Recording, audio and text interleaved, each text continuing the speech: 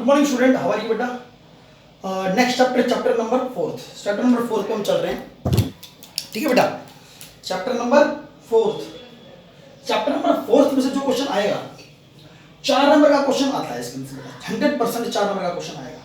और जब final paper होगा उस फाइनल पेपर में कभी कभी 6 नंबर का भी क्वेश्चन आ जाता है, और कभी कभी ऐसा होता है कि 4 नंबर के 2 क्वेश्चन भी आ सकते हैं। ठीक है बेटा, 4 नंबर के 2 क्वेश्चन, मतलब 8 नंबर का काम भी आ सकता है।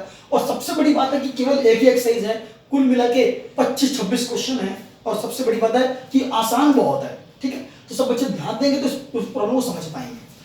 तो सब्जेक्ट चैप्टर का नाम है principle of mathematical induction. Principle of mathematical induction. Principle मतलब आप जानते हैं सिद्धांत, कोई रूल, कोई नियम बना दिया गया है। मैथमेटिक्स के ऊपर कोई रूल ऐसा बना दिया गया जो इंडक्शन के ऊपर काम करेगा, एक ऐसा रूल जो इंडक्शन के ऊपर काम करेगा। यहां 2 तरह की चीजें होती हैं रीजनिंग में।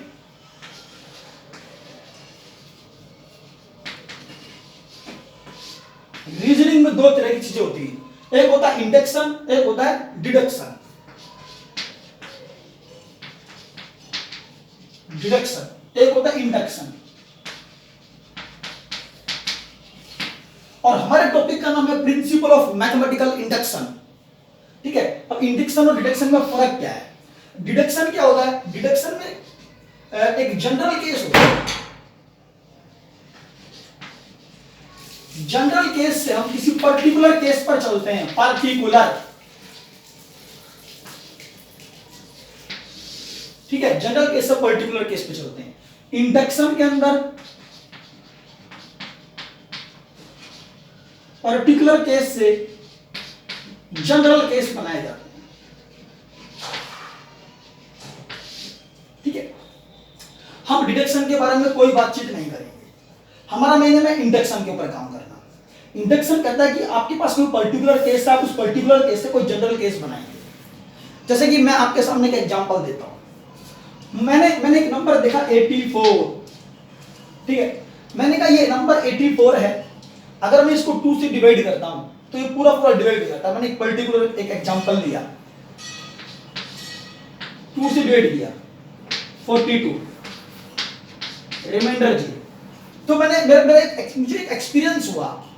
वो एक्सपीरियंस क्या हुआ कि मैंने एक 84 नंबर लिया, उसको 2 से डिवाइड किया तो पूरा डिवाइड हो जाता है और रिमाइंडर 0 आ जाता है। ठीक है, अच्छा, फिर मैंने एक और नंबर लिया 80, उसको 2 से डिवाइड किया, इसमें चेक किया कि रिमाइंडर फिर क्या आ गया, 0 आ गया। 84 भी 2 से डिवाइड हो गया, 80 भी 2 से डिवाइड हो गया। ठीक है, फिर मैंने एक नंबर लिया, इसी तरह से एक नंबर और लिया 82, उसको 2 से डिवाइड किया, ये भी पूरा 2 से डिवाइड हो गया। उसके बाद मैंने एक नंबर लिया 66, इसको 2 से डिवाइड किया, ये भी पूरा डिवाइड हो गया 2 से। उसके बाद मैंने नंबर लिया 88, इसको बेटा 2 से डिवाइड किया, ये भी 2 से पूरा डिवाइड हो गया। हमारा एक एक्सपीरियंस रहा कि मैंने 80 को डिवाइड किया, 82 को डिवाइड किया, 84 को किया, 86 को किया, 88 को किया, सब 2 से डिवाइड हो गए। लेकिन जैसे ही मैंने 81 को किया, 81 को 2 से डिवाइड किया तो ये पूरा 2 से डिवाइड नहीं हो पाया। ठीक है, और फिर उसके बाद मैंने 83 को किया, 63 भी ले सकते हो, कुछ भी ले सकते हो। तो मैंने यहाँ पे ऑड नंबर ले रहा हूँ, वंस प्लेस पे मैं ऑड नंबर ले रहा हूँ। पहले मैंने इवन नंबर लिया, मैंने 4 लिया, 0 लिया, 2 लिया, 6 लिया, 8 लिया, ये सब 2 से डिवाइड हो जाते हैं। तो इससे एक एक्सपीरियंस हुआ क्या कि चाहे नंबर कैसा भी ले, 2 डिजिट का हो चाहे वो 3 डिजिट का हो, मैं 3 डिजिट का भी ले सकता था। मेरे पास एक एक्सपीरियंस आया कि जिसका यूनिट प्लेस 0 हो, जिसका यूनिट प्लेस पर 2 हो, जिसके यूनिट प्लेस पर 4 हो, जिसके यूनिट प्लेस पर 6 हो, जिसके यूनिट प्लेस पर 8 हो, वो सभी नंबर 2 से डिवाइड हो जाते हैं। तो इस तरह से मैंने एक जनरल केस बना लिया कि कोई भी नंबर हो, चाहे वो कितने भी डिजिट का हो, 2 डिजिट का हो, चाहे 3 डिजिट का हो, चाहे 4 डिजिट का हो, उस नंबर के यूनिट प्लेस में अगर 0 आ जाए, 2 आ जाए, 4 आ जाए, 6 आ जाए, 8 आ जाए, इसमें से कुछ भी आ जाए तो वो 100% वो नंबर 2 से पूरा डिवाइड होगा। तो इसमें हमने क्या देखा, हम एक पर्टिकुलर केस लेके चल रहे थे, पर्टिकुलर केस ले लेके हमने चेक करते गए। पर्टिकुलर केस मतलब कुछ एग्जांपल लेके हम चेक करते हैं कि कौन सा नंबर 2 से होगा, कौन सा नंबर 2 से नहीं हो रहा है। तो हमने चेक किया कि 81 नहीं हो रहा था, 2 से डिवाइड, 63 2 से डिवाइड करके देखा 63 2 से डिवाइड नहीं हुआ। ठीक है, इसके अलावा आप कुछ और ले सकते हो, 85 ले सकते हो, 87 ले सकते हो। जिसके यूनिट प्लेस पर ओड नंबर आया वो 2 से डिवाइड नहीं हुए, लेकिन जिसके यूनिट प्लेस पर 0 आया, 2 आया, 4 आया, 6 आया, 8 आया, तो जिसके यूनिट प्लेस पर 0 2 4 और 6 8 में से कोई भी आ जाए वो नंबर पूरा पूरा 2 से डिवाइड हो जाता है। तो उन्होंने यहां से एक रिजल्ट निकाल लिया कि कोई भी नंबर हो उसके यूनिट प्लेस पर 0 2 4 6 और 8 में से कोई भी नंबर आए तो वो नंबर 100% 2 से डिवाइड होना चाहिए। तो ये था कि पर्टिकुलर केस को लेकर हम चले थे और एक सीधा इससे जनरल केस बना लिया। जनरल केस क्या बना लिया कि किसी भी नंबर के यूनिट प्लेस पर अगर 0 2 4 6 और 8 में से कुछ भी आ जाए तो 100% 2 से डिवाइड होना चाहिए। तो इसे कहते हैं पर्टिकुलर केस से जनरल केस की तरफ चलना। ठीक है, अब इसके अलावा जैसे कि पर्टिकुलर केस का मतलब है कोई एग्जांपल के बारे में सोचना, किसी एग्जांपल के बारे में सोचना, किसी एग्जांपल लेके कुछ स्टार्ट करना। ठीक है,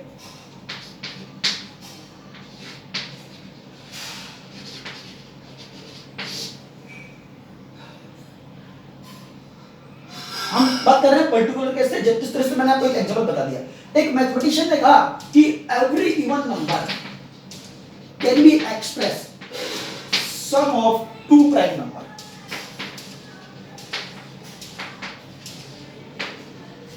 ये हर एक इवन नंबर को एक्सप्रेस कर सकते हैं as a sum of 2 prime number, केवल 2 को छोड़कर।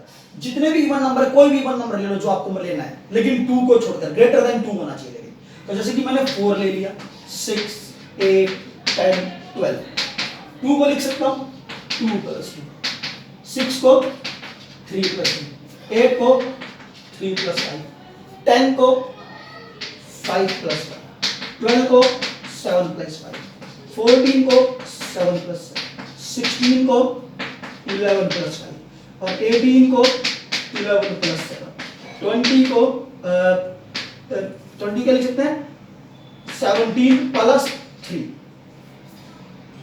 यहां से उन्होंने एक एग्जांपल लिया कि किसी इवन नंबर को 2 प्राइम नंबरों के सम के रूप में लिख सकता हूं। दोनों प्राइम नंबर सेम भी हो सकते हैं, डिफरेंट भी हो सकते हैं। 6 को एक इवन नंबर है, उसको 2 प्राइम नंबर के सम के रूप में, 8 को 2 प्राइम नंबर के सम के रूप में, 10 को 2 प्राइम नंबर के सम के रूप में। इस तरह से जितने भी इवन नंबर उनको 2 प्राइम नंबर के सम के रूप में लिख सकते हैं। ऐसा एक मैथमेटिशियन ने कहा था बेटा, ये मैं अपनी तरफ से नहीं कह रहा हूं, ऐसा एक मैथमेटिशियन ने कहा था कि ऐसा हो सकता है। तो उसने सिर्फ ये एग्जांपल लेकर दिखाए। और आज जो मॉडर्न एज में ना बहुत सारे जो मैथमेटिशियन है वो सुपर कंप्यूटर की हेल्प से बड़े से बड़ा इवन नंबर लेकर चेक कर रहे हैं और उसे 2 प्राइम नंबर के सम के रूप में एक्सप्रेस करके दिखा रहे हैं। लेकिन प्रॉब्लम एक है कि इस हमारे पास एग्जांपल बहुत सारे हैं जिसे हम पर्टिकुलर केस बोलेंगे। बहुत सारे पर्टिकुलर केस हो गए, ये एक पर्टिकुलर केस, ये एक पर्टिकुलर केस, ये एक पर्टिकुलर केस, बहुत सारे पर्टिकुलर केस बनते हैं। ठीक है, और भी बहुत सारे निकाले जा सकते हैं, जितने मर्जी निकाल लो। दुनिया में कोई सा इवन नंबर ले लो उसको 2 प्राइम नंबर के सम के रूप में लिखा जा सकता है। लेकिन वो एक अलग बात है कि मैं बहुत बड़ा नंबर ले लूं, इवन नंबर ले लूं और बहुत बड़ा ले लूं और उसको 2 प्राइम नंबर में ढूंढ ना पाऊं, वो एक अलग चीज है। मैं ढूंढ नहीं पा रहा, वो मेरी प्रॉब्लम है। ठीक है ना, लेकिन इसका मतलब ये हुआ कि किसी भी इवन नंबर को 2 प्राइम नंबर के सम के रूप में लिखा जा सकता है। ठीक है, लेकिन हालांकि इसका कोई प्रूफ नहीं मिल पाया अब तक कि कोई बहुत बड़ा नंबर लें और उसको भी 2 प्राइम नंबर के सम के रूप में लिख पाएं। ऐसा अब तक हम प्रूव नहीं कर पाए हैं। लेकिन एक मैथमेटिशियन कह के चला गया, लेकिन उसका प्रूफ अब तक नहीं मिला है। लेकिन हम बहुत बड़े बड़े इवन नंबर लेकर चेक कर रहे हैं, प्राइम नंबर की हेल्प से चेक करने की कोशिश कर रहे हैं और उसको 2 प्राइम नंबर के सम के रूप में लिख पा रहे हैं। हम देखते हैं कि हम बहुत बड़ा नंबर लेते हैं, उसके 2 प्राइम नंबर ऐसे मुझे मिल जाते हैं जिसका सम कर दो तो नंबर आ जाता है। हालांकि हम यहाँ पे बता नहीं सकते, किसी बड़े इवन नंबर को लेकर बता नहीं सकते। ठीक है, वो कंप्यूटर की हेल्प से उसको सॉल्व किया जाता है। तो मेरा कहने का मतलब था ये पर्टिकुलर केस है बेटा, ये सारे पर्टिकुलर केस से एक जनरल केस बना ले। जब वो थ्योरम प्रूव हो जाएगी, जब ये थ्योरम प्रूव हो जाएगी कि हर एक इवन नंबर को can be express as sum of 2 prime number, जो इवन नंबर है ग्रेटर देन 2 होना चाहिए, तो वो थ्योरम प्रूव हो जाएगी। तो जब थ्योरम प्रूव हो जाती है तो हम कहेंगे कि हम पहले पर्टिकुलर केस लेके चले थे, उससे हमने एक जनरल केस निकाल लिया। जो जनरल केस होगा वो क्या होगा, उस थ्योरम का प्रूफ होगा, उस थ्योरम का क्या होगा, प्रूफ होगा जो निकलेगा। ठीक है ना, तो इस तरह से पर्टिकुलर केस से जनरल केस हमने बना लिया। तो ये पर्टिकुलर केस से जनरल केस बनाना होता है। चलो हम आगे चलते हैं। तो यही काम अब प्रिंसिपल ऑफ मैथमेटिकल इंडक्शन में करने वाले हैं।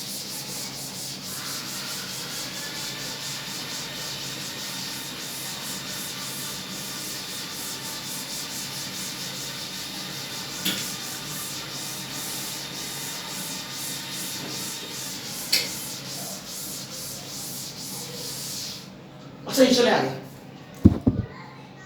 ये प्रिंसिपल ऑफ मैथमेटिकल इंडक्शन जो आपको गिवन है 4 नंबर चौथा चैप्टर है, चैप्टर नंबर 4। मैं एक एग्जांपल आपके सामने दिखा रहा हूं। एक आपको यहाँ पे ना जो क्वेश्चन गिवन होगा वो एक तरह की स्टेटमेंट है, ठीक है। सेंटेंस एक्चुअली मैं इससे पहले आपको बताऊंगा, सेंटेंसेस दो तरह के होते हैं, एक होती है स्टेटमेंट, एक होता है पैराडॉक्स। स्टेटमेंट क्या होता है? स्टेटमेंट भी एक तरह का सेंटेंस होता है। सेंटेंस क्या होता है? जो हम रोज अपने जीवन के अंदर बात करते हैं, एक दूसरे से बात करते हैं, फोन पे बात करते हैं, या जो भी कुछ बोलते हैं, ठीक है, जिसका कुछ मीनिंग निकलता है, दैट इज द सेंटेंस।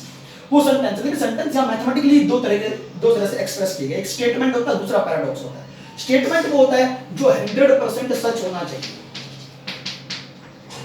या 100% फॉल्स होना चाहिए, वो स्टेटमेंट है जो 100% ट्रू या 100% क्या हो, फॉल्स हो। लेकिन पैराडॉक्स वो होता है जो कभी सच हो जाए और कभी झूठ भी हो सकता है। मतलब इसके बाद पैराडॉक्स क्या है? एक ऐसा सेंटेंस जो जिसके बारे में श्योर नहीं कि वो 100% ट्रू होगा या फिर 100% फॉल्स होगा।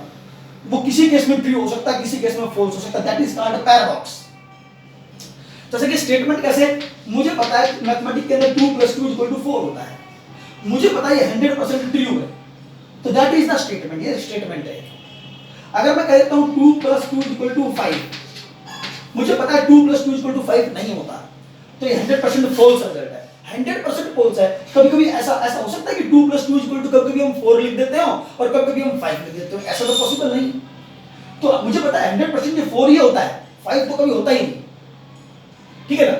2 + 2 = 5 कभी नहीं होता, तो इसका मतलब ये 100% फॉल्स है। तो 100% फॉल्स है, तो दिस इज ए स्टेटमेंट। और 2 + 2 = 4 तो 100% ट्रू है, तो this is also a statement, ठीक है। मुझे पता है 2 इज इवन नंबर, 2 एक इवन नंबर है, तो ये सच बोल रहा है कि 100% सच बोल रहा है कि 2 एक इवन नंबर है, 100% सच है।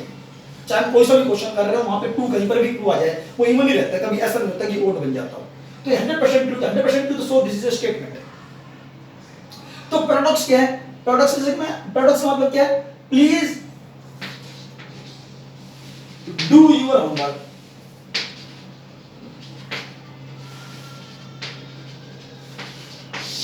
इसके बारे में डिटेल से पढ़ेंगे, पैराडॉक्स के बारे में, स्टेटमेंट के बारे में एक चैप्टर और आएगा, मैथमेटिकल रीजनिंग। तो पैराडॉक्स क्या होता है? जैसे कि मैंने एक स्टेटमेंट लिख दी, सेंटेंस लिख दिया, प्लीज डू योर होमवर्क। मैंने आप सब बच्चों से कहता हूं बेटा प्लीज होमवर्क करके लाना, तो आप में से कितने बच्चे इस बात को मानेंगे कि जो मैंने कहा 100% सच है? क्या ये 100% सही बच्चों पे लागू होगा? कुछ बच्चे इसके अंदर से 10% बच्चे हो सकता है काम कर लाएंगे, बाकी 90% तो नहीं करके लाएंगे। तो इसका मतलब ये हुआ कि जो मैं कह रहा हूँ 100% सच नहीं है, वो कभी किसी बच्चे पे सच हो सकता है और किसी बच्चे पे सच नहीं भी हो सकता। कुछ बच्चे काम करके लाएंगे, कुछ बच्चे काम नहीं करके लाएंगे।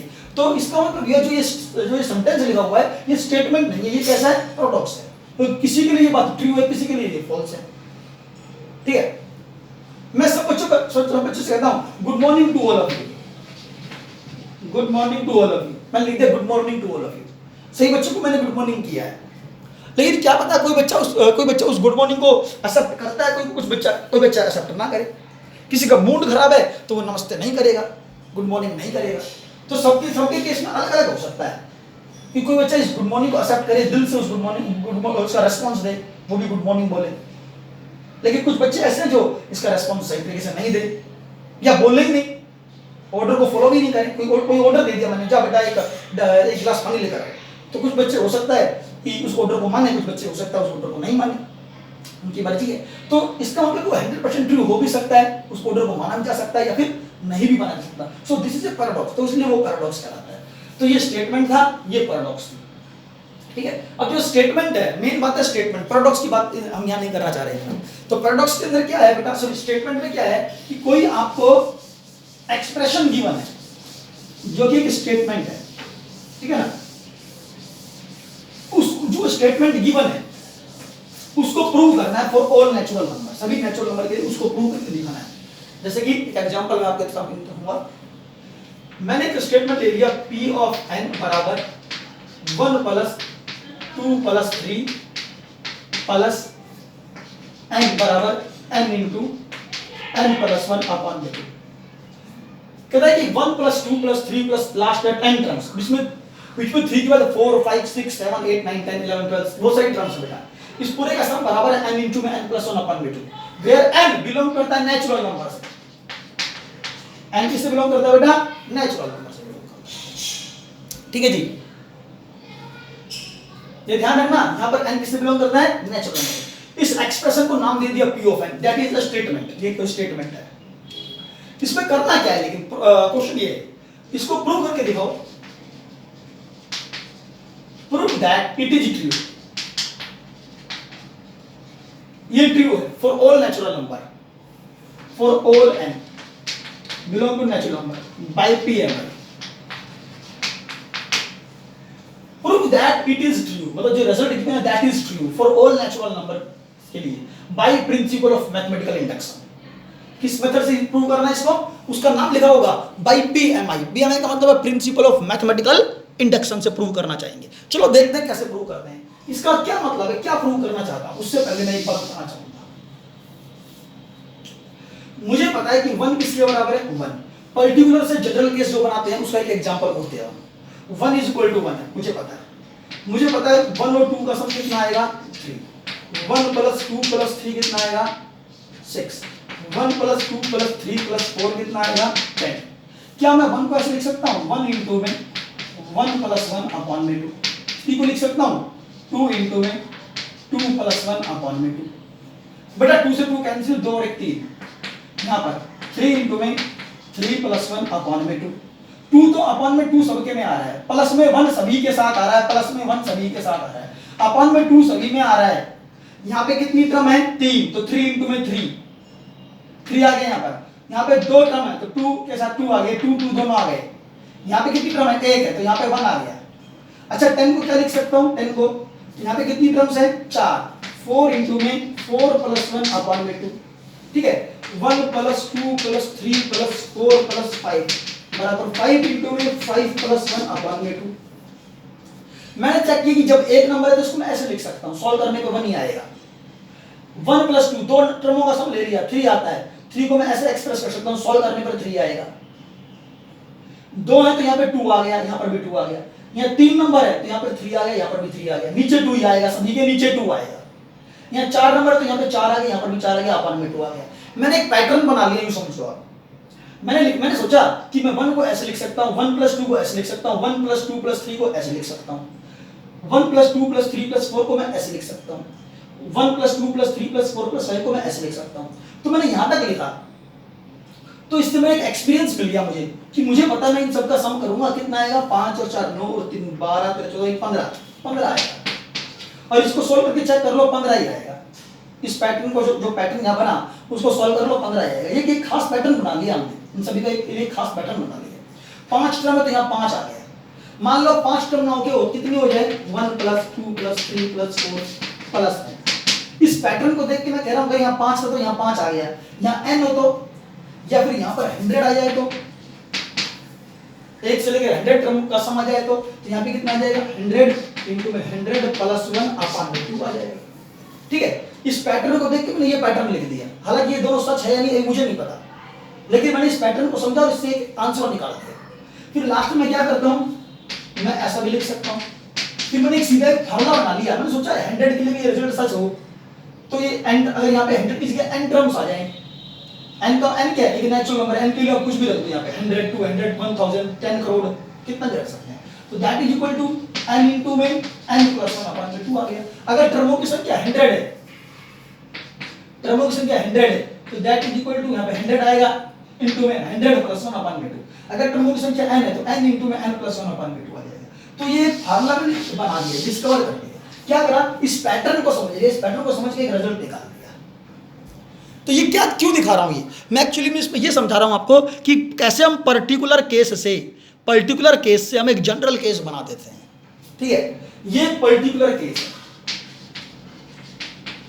पार्टिकुलर, ये भी पर्टिकुलर, ये भी पर्टिकुलर। आप हम एक पैटर्न को समझते चले गए, 4 टर्मों का सम हो तो ये आ जाएगा, 5 टर्मों का सम हो तो ये आ जाएगा, तो एक पर्टिकुलर केस लेते चले गए। इस पैटर्न को समझ के हमने एक जनरल केस बना लिया। जनरल मतलब कि भाई चाहे कितने भी टर्मों का सम निकालना, उसके लिए एक नया एक फार्मूला इजाद कर दिया। फार्मूला डिस्कवर कर लिया कि एक से लेकर एन टर्मों का सम होता है n into n plus 1 upon में 2 होना चाहिए। ठीक है, तो ये बस वैसे छोटा सा एग्जांपल दिया है मैंने, ये पर्टिकुलर केस से कैसे मैं एक जनरल केस बनाता हूं, that is the general case.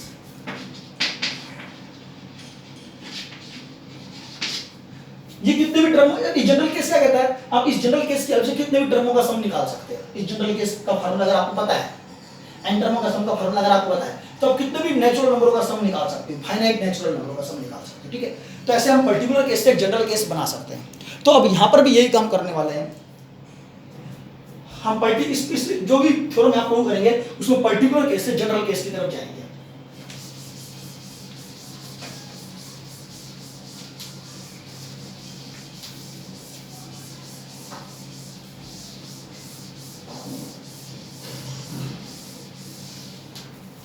ठीक है, चलो देखते हैं बेटा। जब मैं इसको प्रूव करना चाहता हूं प्रिंसिपल ऑफ मैथमेटिकल इंडक्शन से, तो मैं कुछ केस बताना चाहूंगा। सबसे पहले मैं 4n = 1 के लिए प्रूव करूंगा, फिर उसके बाद 4n = 2 के लिए चाहो तो करो, आपकी मर्जी है। फिर we assume that it is true for n = 2। फिर n = k के लिए मान के चलूंगा कि सच है। पहले 1 के लिए प्रूव करो, चाहे 2 के लिए प्रूव करो। फिर we assume that it is true for n = k, हम मान के चलेंगे कि ये रिजल्ट सच है। ये कौन सा रिजल्ट है, ये रिजल्ट सच है कि दोनों साइड बराबर है। n के लिए k के लिए, k क्या है, k n belong to natural number. फिर उसके बाद we want to prove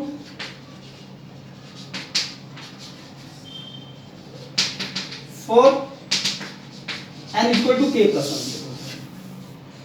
actually हम इस रिजल्ट को प्रूव करना चाहते हैं सभी नेचुरल नंबरों के लिए, सभी नेचुरल नंबरों के लिए सच करना चाहते हैं। ये n टर्मों का सम इसके बराबर है, मतलब ये n टर्मों का एक फार्मूला है, n टर्मों का सम निकालने का एक फार्मूला है। ठीक है, ऐसे बहुत सारे क्वेश्चन आएंगे आपके पास, तो n टर्मों का सम निकालने का ये एक फार्मूला है। लेकिन हम चेक करना चाहते हैं कि जो क्या ये फार्मूला कि n के वैल्यू केवल एक टर्मों का सम निकालना हो, क्या सच होगा। n के वैल्यू 2 का मतलब है क्या, दो टर्मों का सम निकालना हो, क्या ये फार्मूला सच होगा। n के वैल्यू 3 का मतलब है n के वैल्यू 3 भी ले सकता हूं, तो n के वैल्यू 3 के लिए करता तो उसमें बताता है क्या ये तीन टर्मों के सम के लिए फार्मूला सही होगा। n के लिए 4 का मतलब है क्या ये चार टर्मों के सम के लिए फार्मूला सही होगा। तो इस तरह से मुझे सभी नेचुरल नंबर के लिए चेक करना पड़ेगा, n के लिए 4 के लिए, n के लिए 5 के लिए, n के लिए 6 के लिए, n के लिए 7 के लिए, n के लिए 8 के लिए, n के लिए 1000 के लिए, n के लिए 1 लाख के लिए, n के लिए 10 लाख के लिए, किसी के लिए कितने बड़े नंबर के लिए हम चेक करना चाहें तो सभी के लिए रिजल्ट सच होना चाहिए।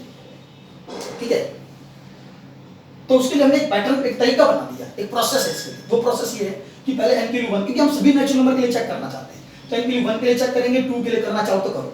फिर n के लिए k के लिए एज्यूम कर लो कि दैट इज ट्रू, हम मान लेंगे कि n बराबर k, k क्या है, k कोई नेचुरल नंबर है, k के कुछ भी डाल सकते हो, कोई भी नेचुरल नंबर मान लो, लिखना नहीं है n बराबर k ही लेना है, लेकिन k की जगह कोई नेचुरल नंबर डालना नहीं, n बराबर k लेके चलना है और k के लिए रिजल्ट मान के चलना है कि रिजल्ट सच है, बिना किसी प्रूफ के हम मान लेंगे n के लिए k डाल लो इसके अंदर दोनों तरफ, तो रिजल्ट सच है, मतलब right hand side left hand side बराबर है।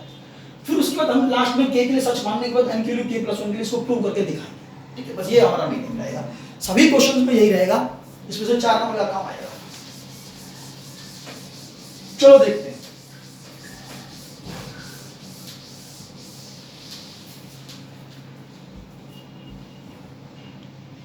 सबसे पहले मैं बात कर रहा हूं फॉर n = 1 के लिए, बेटा n के लिए 1 के लिए, ये n के लिए जो 1 होती है वो रिप्रेजेंट करती है नंबर ऑफ टर्म्स। ये n के लिए 1 किसको रिप्रेजेंट करता है बेटा, नंबर ऑफ टर्म्स। ध्यान रखना n के लिए जो 1 ले रहा हूं that is the number of terms. तो चलो ये आपका राइट हैंड साइड है, ये = का निशान है, यहां पर ये राइट हैंड साइड है, ये लेफ्ट हैंड साइड है। मुझे लेफ्ट हैंड साइड निकालना पड़ेगा, मुझे राइट हैंड साइड निकालना पड़ेगा, चेक करना पड़ेगा दोनों साइड इक्वल है। तो लेफ्ट हैंड साइड सबसे पहले, राइट दैट इज लेफ्ट, ये आपका लेफ्ट है। ठीक है, तो n के लिए 1 मतलब नंबर ऑफ टर्म, टर्मों की संख्या, n के लिए 1 का मतलब केवल एक टर्म, और एक टर्म में कौन आएगा, 1 ही आएगा। बेटा जब n के लिए 1 लिखा, n के लिए 1 का मतलब नंबर ऑफ टर्म, टर्मों की संख्या, तो कितनी टर्मों की संख्या, केवल एक टर्म, तो एक टर्म में कौन आएगा, केवल 1 ही आएगा। ये नहीं कि एक टर्म में आप 2 ले लें, 1 को ना लें। तो यहाँ पे जब मैं n के लिए 1 लिख रहा हूं तो पहली एक टर्म, 1 का मतलब क्या है, फर्स्ट 1 टर्म, पहली 1 टर्म, तो पहली 1 टर्म में कौन आ गया, 1 आ गया। अब राइट हैंड साइड n के लिए 1 का मतलब टर्मों की संख्या, टर्म की संख्या कितनी ले ली, एक ले ली, तो लेफ्ट हैंड साइड में 1 आ गया। लेकिन n के लिए 1 हम राइट हैंड साइड ही है, राइट हैंड साइड में इसमें n के लिए 1 पुट कर दो, 1 1 प्लस 1 अपन में 2 से 2 कैंसिल, आंसर। तो इसके बाद दोनों साइड कैसी आ गई, बराबर हो गई। 1 के लिए रिजल्ट क्या हो गया, सच हो गया। अब फॉर n इक्वल टू 2 के लिए कर देते हैं। n के लिए 2 के लिए मान लो चेक करना चाहता हूं, फिर दोबारा राइट हैंड साइड, पहले लेफ्ट हैंड साइड। n के लिए 2 का मतलब होता है, 2 का मतलब क्या, नंबर ऑफ टर्म्स। तो पहली दो टर्मों का सम, लेफ्ट हैंड साइड में से पहली दो टर्मों का सम लेंगे, लेफ्ट हैंड साइड जब निकालूंगा, ठीक है, पहली दो टर्मों का सम। तो पहली दो टर्म कौन है, 1 प्लस 2, पहली दो टर्म्स 1 प्लस। अब राइट हैंड साइड निकालो, राइट हैंड साइड कौन सा है, ये, इसमें n की वैल्यू 2 पुट कर दो, राइट हैंड साइड में डायरेक्टली 2 पुट कर दो, 2 प्लस 1 अपॉन 2, जैसे इसमें 1 पुट करा था, 2 से 2 कैंसिल, दोनों साइड यूज कर, तो left hand side equal to right hand side, मतलब n के लिए 2 के लिए रिजल्ट क्या हो गया, सच हो गया। अब किसके लिए चेक करें, फॉर n इक्वल टू 3, ठीक है।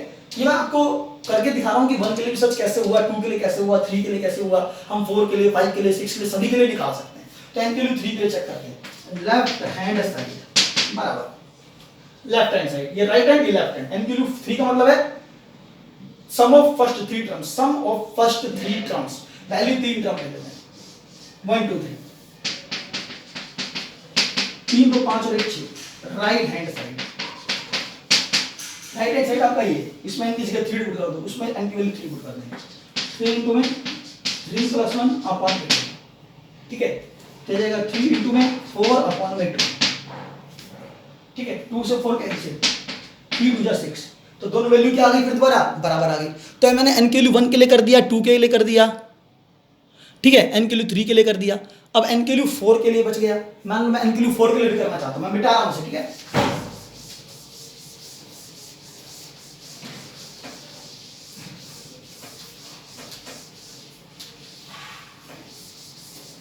मान लो मैं n के लिए 4 के लिए करना चाहता हूं, right hand side left hand, 4 के लिए पहली 4 टर्मों का सम, n के लिए 4 का मतलब है total number of 4 terms in the left hand side, 1 plus 2 plus 3 plus 4, 4 और ले लिया, आंसर कितना आया, 10। राइट हैंड साइड, ये राइट हैंड साइड है, इसमें n के लिए 4 डाल दो,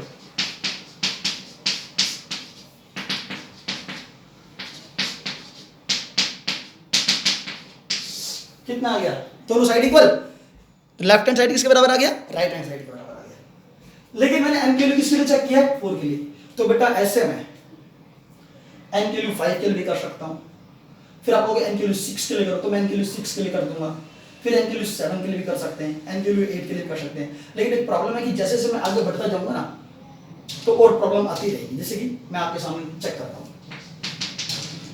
4 n के लिए 10 के लिए चेक करते हैं, बेटा n के लिए 10 के लिए चेक करते हैं, राइट लेफ्ट हैंड साइड लेके चलते हैं। n के लिए 10 का मतलब है पहली 10 टर्मों का sum, 1 plus 2 plus 3 plus 4 5 6 7 8 plus 9 plus 10 equal to right hand side, right hand side अपना ये राइट हैंड साइड, n के लिए 10 इनटू में 10 प्लस 1 अपॉन में 10 इनटू में 11 अपॉन में 10 से 5 into 11 is equal to 54, right hand side में 55 आ गया।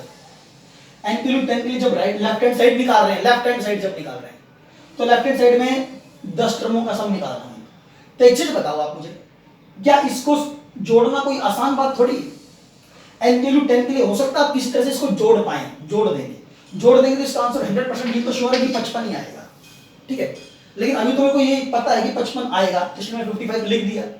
बाय द वे यहाँ पर n के लिए 1000 के लिए होता है या 10000 के लिए होता, n के लिए 10000 के लिए होता, तो यहाँ पे कितनी टर्म्स लिखता, 10000 तक लिखता, क्योंकि n के लिए 10000 का मतलब क्या है, नंबर ऑफ टर्म्स कितनी, 10000, तो यहाँ लिखता 1 plus 2 plus 3 plus 4 plus 5 plus 6 10000 तक चलता। क्या उन सभी को जोड़ना आसान होता, आपने पता ही नहीं उसको टेक्निक क्या है, उसकी फार्मूला क्या है उसको जोड़ने का, लेकिन इस राइट हैंड साइड को निकाल लेते, 10000 प्लस 1 अपॉन में 2, इसको सोल्व करके आंसर निकाल लेते। लेकिन यहाँ तक 10,000 तक टर्म जाती ही, और उस 10,000 तक टर्म को निकालने का कोई टेक्निक हमें नहीं पता, तो इसलिए बेटा जब n के लिए 10,000 के लिए प्रूव करते तो प्रॉब्लम क्रिएट हो सकती है।